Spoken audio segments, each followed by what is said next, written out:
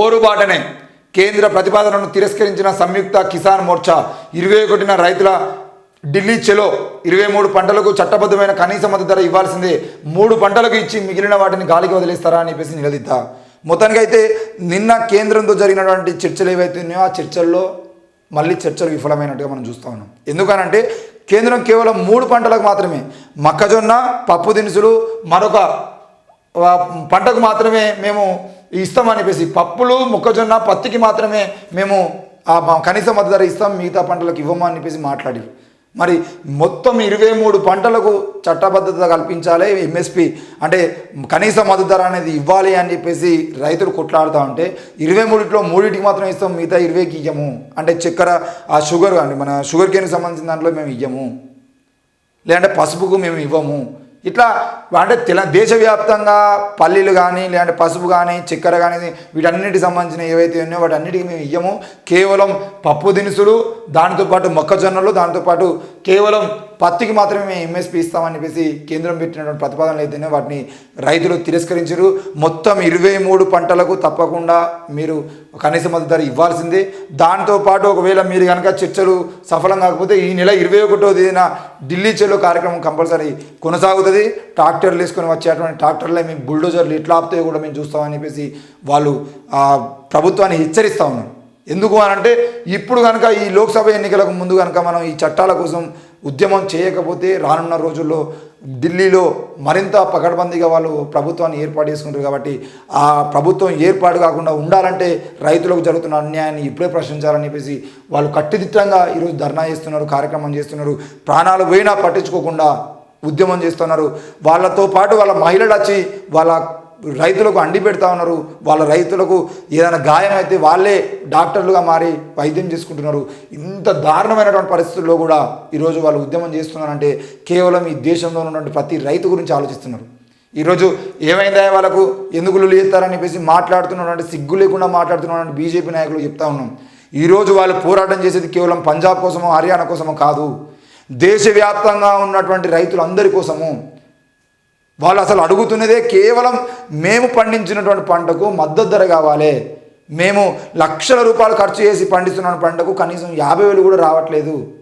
2-3 లక్షలు పెట్టుబడి పెడితే కనీసం 1,50,000, 2 లక్షలు కూడా రావట్లేదు అని చెప్పేసి మాట్లాడుతున్నారు.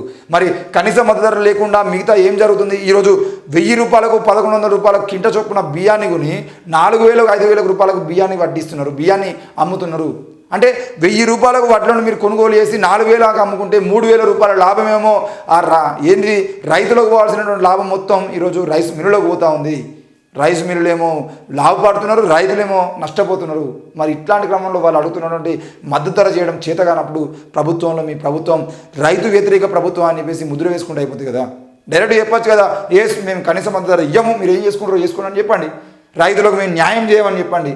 ప్రభుత్వం ఏమేమో జై కిసాన్, జై అంటే జై మొత్తం తెలంగాణ రాష్ట్ర వ్యాప్తంగా కాకుండా దేశవ్యాప్తంగా జై కిసాన్ నినాదం అనేది కేసీఆర్, రేవంత్ రెడ్డి అందరూ అంటారు. దేశంలో నరేంద్ర మోడీతో పాటు ఉన్నటువంటి బీజేపీ ప్రభుత్వం కూడా ఈరోజు జై కిసాన్ అంటది. జై కిసాన్ అంటది కానీ కిసాన్లో మాత్రం ఇట్లా చంపుతూ ఉంటుంది.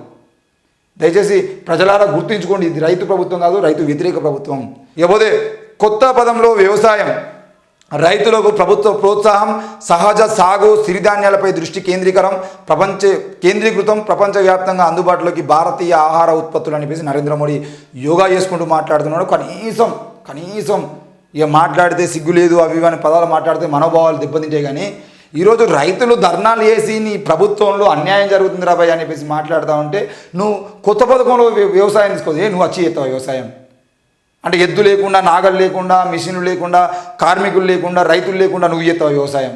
మీ బీజేపీ కార్యకర్తలు చేస్తారా? ఆర్ఎస్ఎస్ వచ్చి చేస్తారా వ్యవసాయం? ఎవరు చేస్తారు? వ్యవసాయం చేసేటువంటి రైతులందరూ వచ్చి రోడ్ల మీద కూర్చొని మాకు మద్దతు ధర కావాలని చెప్పేసి వాళ్ళు అడుగుతూ ఉంటే నువ్వు ప్రపంచవ్యాప్తంగా అందుబాటులో తీసుకోవద్దు. ఎట్లా తీసుకోవద్దు? అదానికి, అంబానీ చేతిలోకి ఈ మొత్తం పంటల మొత్తాన్ని అదాని చేతిలో పెడితే అదాని తీసుకుపోయి అన్ని దేశాలకు అమ్ముకొచ్చేది ఉంటే వాడు లాభం చేకూరుతుంది, వానికి లాభం వస్తాయి కావచ్చు. కానీ ప్రభుత్వానికి వచ్చే లాభం ఏమున్నది? రైతులకు వచ్చే లాభం ఏమున్నది? నువ్వు రైతుల కోసం ఏం చేస్తావు చెప్పురా భయ్, రైతులందరూ ధర్నాలు చేస్తున్నట్టు ప్రాణాలు పోతున్నాయి అనిపించి అంటే వాళ్ళతో చర్చలు చేసి వాళ్ళతో మాట్లాడకుండా నువ్వు మొత్తం ప్రపంచవ్యాప్తంగా రైతులు అని మన భారతీయ ఆహార ఉత్పత్తులను తీసుకుపోతా, లేదంటే సహజ సాగు సిరిధాన్యాలపై దృష్టి పెడతాం, రైతులకు ప్రభుత్వం ప్రోత్సాహం ఇస్తానంటే ఏ ప్రోత్సాహం ఇస్తుంది? శివాలను ఇంటికి పంపి ప్రోత్సాహమా? వాళ్ళ మీద టియర్ గ్యాస్ పెట్టేటువంటి ప్రోత్సాహమా? వాళ్ళ మీద వాటర్ క్యాన్లతోని వాటర్ కొట్టి మరీ వాళ్ళను వెనక్కి తప్పించడం ప్రయత్నమా? లేదంటే చెట్లు పెట్టాల్సిన చోట ఆ చెట్లను నరికించి ముండ్ల కంపలు నాటుతున్నటువంటి ప్రయత్నమా? ఏది చేస్తావు నువ్వు? ఆ విషయం మాట్లాడు. నరేంద్ర మోడీ ప్రభుత్వం అనేది రైతు వ్యతిరేక ప్రభుత్వము, రైతులకు అన్యాయం చేసేటువంటి ప్రభుత్వము, ఇది క్లియర్. మళ్ళీ నువ్వు కొత్తగా వచ్చి నేను రైతులకు ప్రోత్సాహంగా ఉంటా అంటే ఏం ప్రోత్సాహం ఇస్తావు నువ్వు? నరేంద్ర మోడీ అనే వ్యక్తి ఆ 23 పంటలకు సంబంధించిన విషయంలో కనీస మద్దతు ధర ఇస్తావా ఇయ్యవా? ఈరోజు చనిపోతున్నటువంటి రైతులకు అండగా ఉంటావా ఉండవా? మొన్న చనిపోయినటువంటి 800 మంది రైతులకు ఎవరైతే ఉన్నారో ఆనాడు ఉద్యమంలో సంవత్సరాల పాటు జరిగినటువంటి ఉద్యమంలో చనిపోయినటువంటి 800 మంది రైతులు ఎవరైతే ఉన్నారో వాళ్ళ కుటుంబాలకు న్యాయం చేస్తావా చేయవా? ఆ రైతుల మీద పెట్టినటువంటి అక్రమ కేసుల్ని కొట్టివేస్తావా వేయవా? ఇవి చెప్పు. రైతుల మీద నీకు ప్రేమ ఉంటే. ఈరోజు రైతులు ధర్నా చేస్తున్నారు కాబట్టి నువ్వు యోగా చేసుకుంటా కూర్చొని నేను అది చేస్తాను ఇది చేస్తా అని చెప్తే నమ్మేటువంటి పరిస్థితుల్లో తెలంగాణ ప్రభుత్వం కానీ తెలంగాణ ప్రజలు కానీ దేశ ప్రజలు కానీ లేరు. ఏవోదే ఖమ్మం మార్కెట్కు పోటెత్తిన మిర్చి ఒకే రోజు 1,00,000 బస్తాల రాక క్వింటాలకు 20,850 గరిష్ట ధర. ఈ సీజన్లో ఇంత పెద్ద ఎత్తున మిర్చి రావడం ఇదే తొలిసారి. మొత్తానికి అయితే ఖమ్మం మార్కెట్కు మిర్చి బస్తాలు పోటెత్తినాయి. ఒకే రోజు 1,00,000 బస్తాలు వచ్చినాయంట.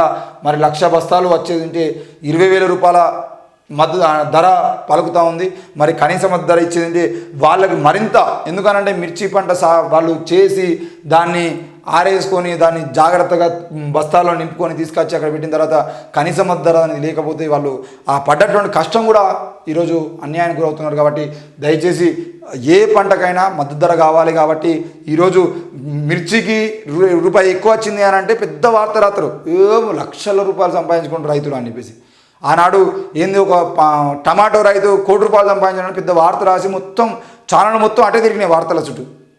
కానీ అట్లాంటి రైతును ఒక్క వ్యక్తిని అంత చూపించిన వాళ్ళు ప్రతిరోజు చచ్చిపోతున్న రైతుల గురించి మాత్రం ఒక్కరోజు మాట్లాడు. ఆత్మహత్య తెలుసుకున్న రైతుల మీద వార్తలు ఉండవు. లేకపోతే ఏసీబీ వాళ్ళలో ట్రైబల్ వెల్ఫేర్ 80,000 లంచం తీసుకుంటూ రెడ్ హ్యాండెడ్గా పట్టుబడిన జగజ్యోతి, ఆమె కార్యాలయం ఇంట్లోనూ సోదాలు, పక్కా ప్రణాళికలతోనే ఏసీబీ దాడులు అని చెప్పేసి ఒక వార్త వస్తున్నాం. ఏసీబీ వాళ్ళలో ట్రైబల్ వెల్ఫేర్ అంట. ట్రైబల్ వెల్ఫేర్ ఈలు కానీ ట్రైబల్ వెల్ఫేర్ ఆఫీసర్ కానీ సోషల్ వెల్ఫేర్ ఆఫీసర్లు కానీ వీళ్ళందరి మీద నిఘా ఉంచాలి తప్పకుండా.